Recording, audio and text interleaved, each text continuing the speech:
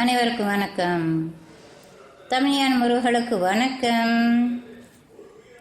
ஔவையாரின் ஆத்திச்சூடி. 6. ஊக்கமது கைவிடல். உற்சாகத்தை விடாமுயற்சி இழக்காதே.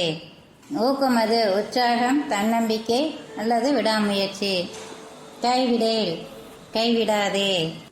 உதாரணம்: ஒரு பிரபல தொழிலதிபரை பார்த்து ஒரு இளைஞர், உங்களது வெற்றியின் ரகசியம் என்ன என்று சொல்ல முடியுமா என்று கேட்டார்.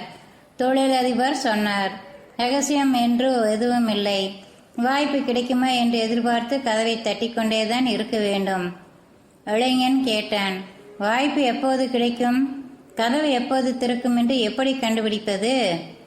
தொழிலதிபர் சொன்னார், கண்டுபிடிக்க வழி இல்லை, திறக்கும் வரையில் தட்டி கொண்டு இருப்பதுதான் வழி.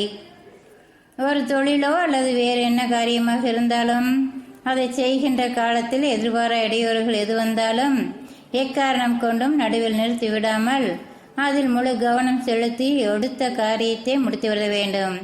ஸ்காட்லாண்டில் நாட்டில் ராபர்ட் ப்ரூஸ் என்ற அரசன் தன்னுடைய எதிரிகளோடு பல தடவை போர் புரிந்து தோல்வியடைந்து கடைசியில் உற்சாகம் குறைந்து இனி தன் முயற்சியால் ஒன்றும் பயனில்லை என்று கருதி அங்கிருந்து ஓடி ஒளிந்து கொள்ளும்படியான நிலையில் அவன் மட்டுமே தனியாக ஒரு குடிசையில் வாழ நேரிட்டது. தான் அடைந்த இந்த எழுந்த நிலையை குறித்து தினமும் வருந்து கொண்டிருந்தான். ஒரு நாள் புரூஸ் தனது குடிசையில் மல்லாந்து படுத்தபடி இனி என்ன செய்வது என்ற கவலையோடு யோசித்து கொண்டிருக்கையில் மேலே உத்தரத்தில் சிலந்தி ஒன்று ஒரு உத்தரத்திலிருந்து இன்னொரு உத்தரத்துக்கு தன் வலையை கட்ட எண்ணி அது இருந்த உத்தரத்தில் தன் மெல்லிய நூலை கட்டிவிட்டு மற்றொரு உத்தரத்துக்கு பாய்ந்து கொண்டு இருந்தது. 2 உத்தரத்துக்கும் இடைவெளி அதிகம் இருந்ததால் அதை எட்ட முடியாமல் சிலந்தி கீழே விழுந்துவிட்டது. ஆனாலும் அதற்காக பின்வாங்காத சிலந்தி மீண்டும் மேலே ஏறி முன்போலவே அடுத்த உத்தரத்துக்கு பாய்ந்தது. இந்த முறையும் கீழே விழுந்து விட்டது. இப்படியே திரும்ப திரும்ப 6 தடவை முயன்றும் சிலந்தி தன் முயற்சியை பலனளிக்காமல் கீழே விழுந்து விட்டது. கீழே விழுந்ததில் மிகவும் களைப்படைந்து போன சிலந்தி அப்படியே அசையாமல் கீழே கிடந்தது. இதையெல்லாம் பார்த்து கொண்டே இருந்த புரூஸ், இந்த சிலந்தியும் நாமும் ஒரே நிலையில் இருக்கிறோம்.